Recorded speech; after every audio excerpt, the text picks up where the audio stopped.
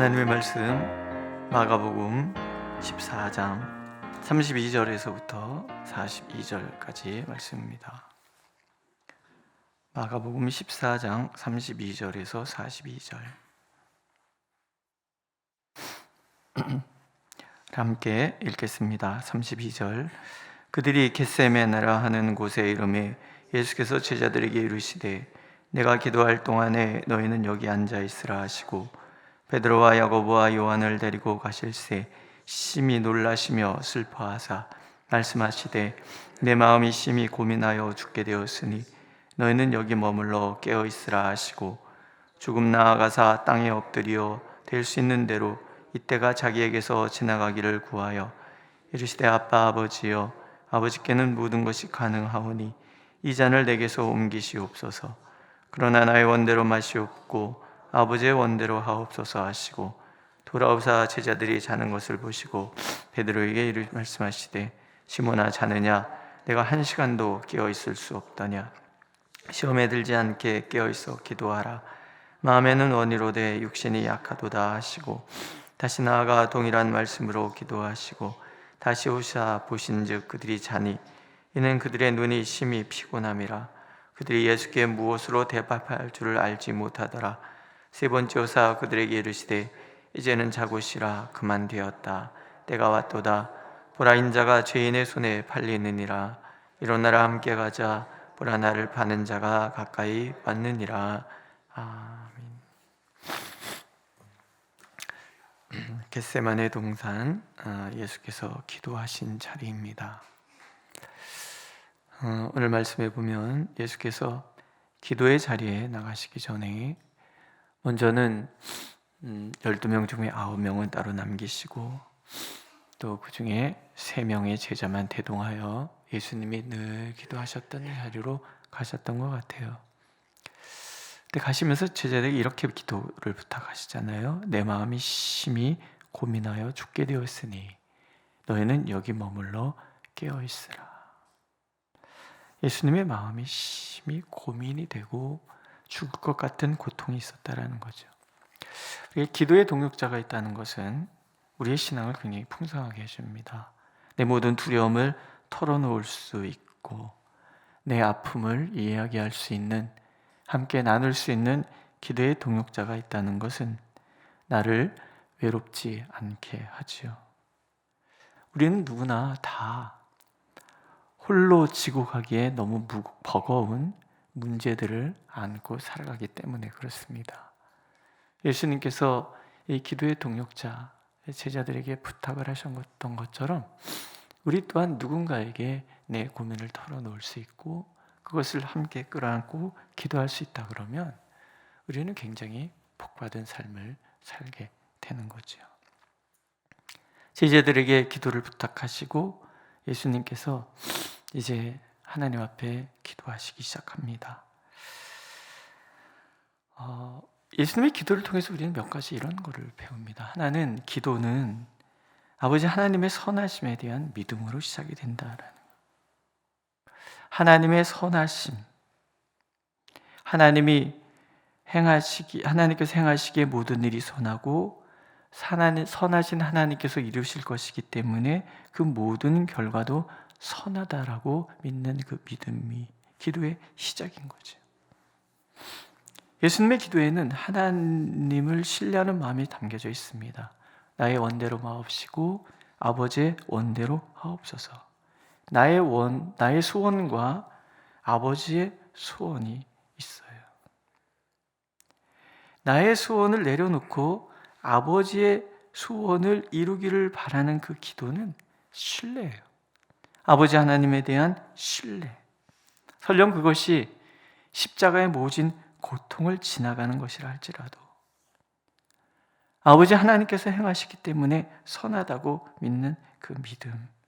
그래서 내 소원을 내려놓고 아버지의 소원을 붙들 수 있는 거죠. 선하신 아버지께서 택하신 방법이 고통이라 그러면 기꺼이 그 고통을 감사하고자 하는 마음이 신뢰입니다. 하나님의 선하심에 대한 신뢰. 우리는 내가 원하는 것이 이루어지지 않으면 굉장히 고통스러워합니다.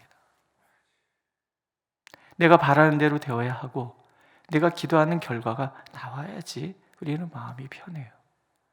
그런데 내가 원하는 것들을 다 내려놓고 아버지의 뜻을 구하는 것은 쉽지 않습니다. 하지만 그것이 가능할 수 있는 이유는 하나님의 선하심에 대한 믿음인 거예요. 어떤 장애도 하나님의 역사를 막으실 수 없다는 그 믿음. 무능력, 제자들의 그 비겁함, 그것도 결코 하나님을 실패자로 만들 수 없다는 그 믿음. 선하신 하나님께서는 때로 우리의 그 무능력함, 하나님을 배신하고 원망하고 불평하는 그 우리의 기도의 자리에 기꺼이 뛰어드셔서 하나님의 지혜로, 하나님의 능력으로 이 모든 것을 다 선으로 바꿔 가시는 거예요. 베드로가 얘기하잖아요. 죽을지언정 주님을 부인하지 않겠습니다. 아직 부활하신 예수님을 만나기 전에, 성령이 그에게 임하시기 전에 그는 비겁한 사람이었어요. 무능력한 사람이었어요. 근데 하나님은 그냥 내버려 두시지 않잖아요. 베드로에게 성령을 부어주시고 예수 그리스도의 그 부활 생명과 연합하는 그 순간에 베드로는 자기가 하는 말대로 사는 거예요. 죽을지언정 예수님을 부인하지 않는 사람이 되는 거죠. 예수님 버리고 다 도망갔던 제자들도 하나님의 성령이 임하시고 부활하신 예수님과 연합하는 그 순간부터 그들은 도망가지 않습니다. 결국 하나님의 성령이 우리에게 임하셔서 하나님이 그 능력으로 우리의 비겁함의 자리, 연약함의 자리에 뛰어드셔서 우리를 붙드는 그 순간에 나는 하나님의 선하심을 향하여 나갈 수 있게 되는 거죠. 그것이 기도의 출발인 거예요. 내 원이 왜 없겠습니까?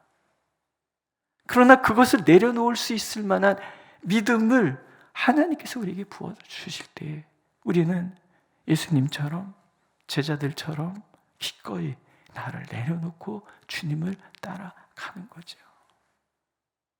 우리가 매 순간에 하나님 앞에 서서 우리 자신을 들여다봐야 될 것이 그런 거 아니겠습니까? 기도의 자리에는 그런 거예요. 하나님이 누구신지를 알고 하나님의 소원이 무엇인지를 알고 그 하나님 앞에 나는 누구인지, 그 하나님의 비춰주신 나, 그래서 이 나를 내려놓고 하나님이 내 안에서 나를 다스리시고 인도하셔서 정말 하나님이 원하시는 그 뜻을 향하여 나가도록 나를 내어드리는 것, 이게 기도이고 기도의 과정이고 기도의 결과인 거죠. 믿으십니까? 늘 내가 지금 하나님 앞에 서 있다는 것, 하나님을 알면 알수록 나를 부인하고 하나님의 뜻을 가슴에 품는 우리가 되는 것, 이것은 하나님의 선하심을 신뢰하는 자만이 가능한 일이라는 것을 하나님 우리가 알기를 원하십니다. 그리고 하나님을 향한 그 신뢰의 마음, 하나님의 선하심을 신뢰하는 그 마음으로 하나님 앞에 오늘 우리가 서기를, 예수님처럼 서기를 하나님 원하시는 거죠. 두 번째는, 기도는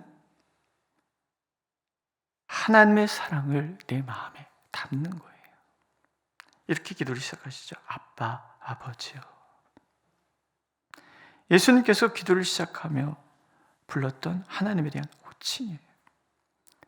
존경심과 사랑과 친근감을 담은 그런 말이에요. 아버지께는 모든 것이 가능하오니 이 잔을 내게서 옮기시옵소서. 십자가를 앞에 둔 그 마음의 고통, 갈등, 꾸밈없이 솔직하게 예수님은 아버지 하나님께 표현하고 있어요. 어떻게 이럴 수가 있을까요? 그 아버지 하나님에 대한 친근감이에요. 친근하다라는 말은 전부와 전부가 만날 때 쓰는 말이라 생각해요. 아버지는 아들을 사랑하셔서 자신의 전부를 맡기실 수 있고, 아들은 아버지를 사랑하셔서 자신의 모든 것을 드릴 수 있는 그런 것. 다 알기에 꾸미지 않을 수 있고 다 알기에 솔직할 수 있는 거죠. 하나님과의 관계는, 그 하나님 앞에 사는 기도는 그래서 솔직하고 꾸밈이 없어야 하는 거예요. 내 속마음 있는 그대로 털어놓을 수 있고, 나의 무기력함, 나의 소망, 그것이 회피든 불평이든 있는 그대로 털어놓는 것부터 기도는 시작이 되는 거죠. 이게 하나님과의 친근감을 이루지 못하는 사람은 그럴 수 없는 거예요.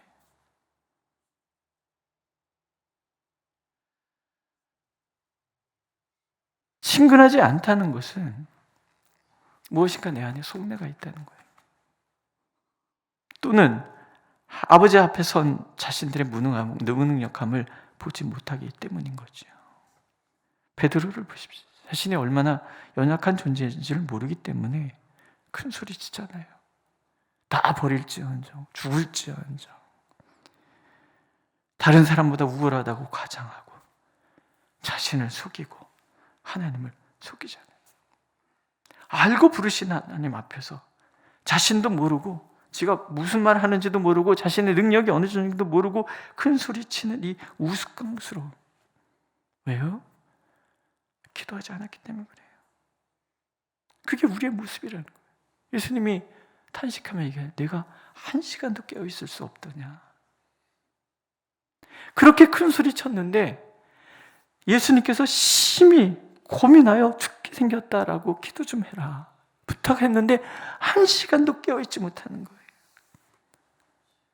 막 민망하죠. 3번째 예수님이 찾아오시고 나니까 제자들이. 기도는 나의 아집을 보게 합니다. 기도만이 내 안에 냉소를 보게 하고, 기도만이 나의 교만과 나의 가면을 벗겨주고, 기도만이 나의 연약함을 직면하게 해주죠. 기도 없이 하나님과 친근해질 수 없고, 기도 없이 하나님 앞에 솔직해질 수 없고, 기도 없이 하나님을 친근하게 의지할 수 없어요. 기도 없는 삶이 그 어떤 시험도 이길 수 없다는 것은 너무나 당연한 거죠. 시험에 들지 않게 깨어있어 기도하라.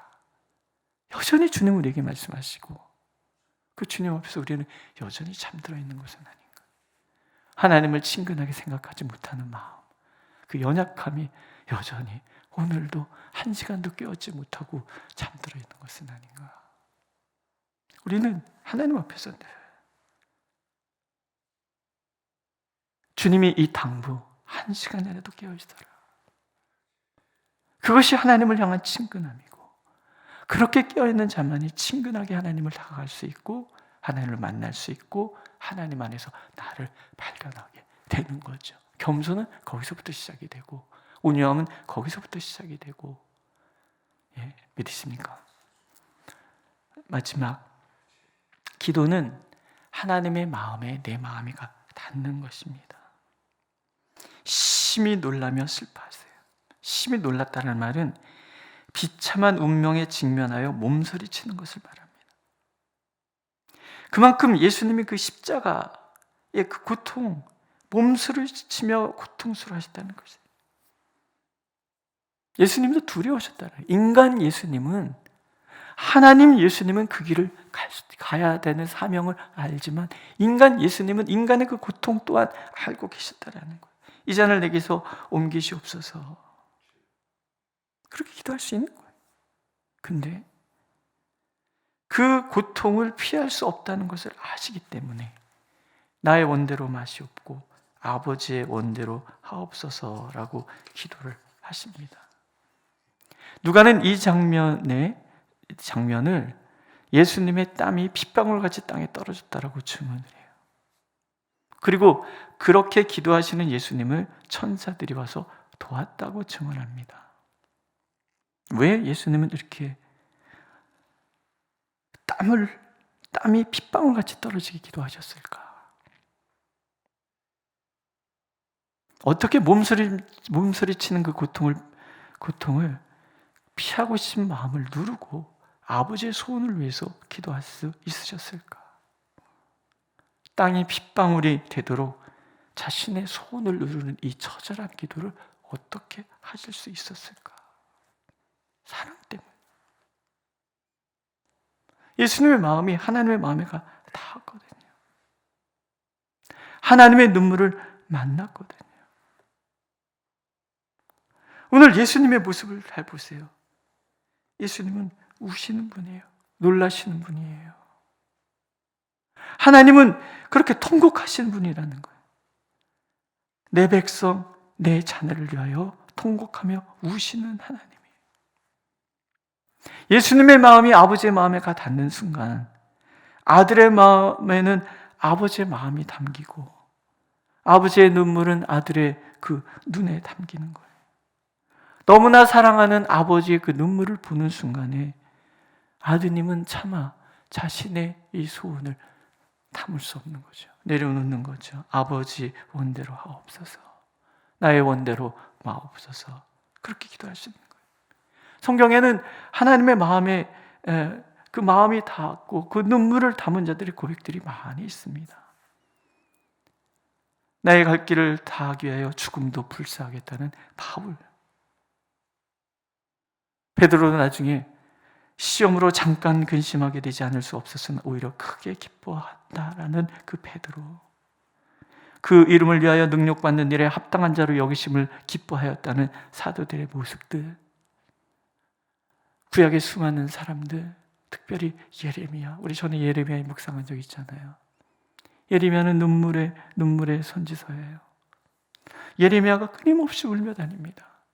오죽하면 내 머리에는 눈물이 가득하여 내 눈에서는 눈물이 끊이지 않아요. 근데 사실은 예레미야 눈물이 아니잖아요. 하나님의 눈물인 거예요.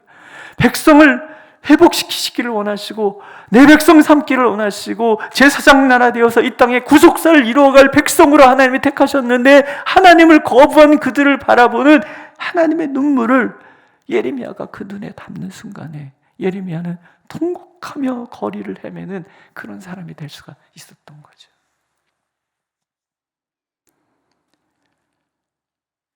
주님이 제자들에게 탄식하며 말씀하시잖아요. 네가 1시간도 깨어 있을 수 없더냐. 제자들의 배신과 부인, 도망의 이유는 그들이 하나님의 마음에 가 닿아본 적이 없기 때문에 그래요. 나의 뜻과 하나님 사이에서 땀이 핏방울 되듯이 고뇌해 본 적이 없기 때문에 그래요. 하나님이 그 눈물을 만나지 못했기 때문에 그랬다는 거죠. 오늘도 하나님께서는 우리의 기도가 단순히 나를 위한 기도가 아니라 하나님의 마음에 가 닿는 기도가 되기를 원하시는 거예요. 얘야, 나의 역사에 네가 동참해 줄 수는 없냐? 내 눈물을 네가 이해할 수 없느냐? 내 아픔을 네가 함께 나눌 수는 없느냐? 예수님 제자들에게 함께 하자고 얘기하시잖아요. 내가 심히 놀랐다. 내가 너무 슬프다. 이 마음 너희들 나눌 수 없느냐? 아무도 안 나누는 거예요. 그 밤에 얼마나 외로우셨을까? 오늘도 하나님은 울고 계십니다. 이 민족을 바라보시면서 하나님 울고 계시고 저 전쟁의 아픔 속에 고통받고 있는 이들을 바라보면서 하나님 울고 계시고 궁핍함 때문에 목마름 때문에 힘들어하는 그들을 바라보면서 하나님은 울고 계시는 거예요. 그리고 오늘도 1시간이라도 깨어서 하나님의 그 눈물, 하나님의 그 아픔, 하나님의 그 고통을 함께 나눌 사람을 오늘도 찾으시는데 그 사람이 내가 되기를 오늘도 하나님은 원하고 계시는 거죠. 그 부르심에 응답하는 저와 여러분들이 되시기를 하나님 오늘도 원하고 계십니다. 기도하겠습니다.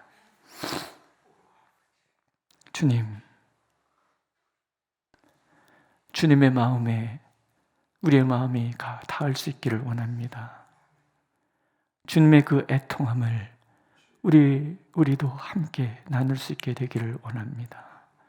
주님은 심히 슬퍼하고 고통스러운데 아무 생각 없이 잠만 자던 제자들의 모습이 우리의 모습이 되지 않도록 주님 오늘 우리를 다시금 깨우셔서 주님의 눈물 우리 눈에 담고 주님의 마음에 우리의 마음이 가닿아서 우리의 소원이 아니라 아버지의 소원을 가슴에 품고 그렇게 주님의 역사에 참여하는 우리의 걸음이 주님의 역사가 되는 놀라운 은혜의 길을 우리가 걸어갈 수 있도록 인도하여 주옵소서. 예수님의 이름으로 기도드렸습니다. 아멘.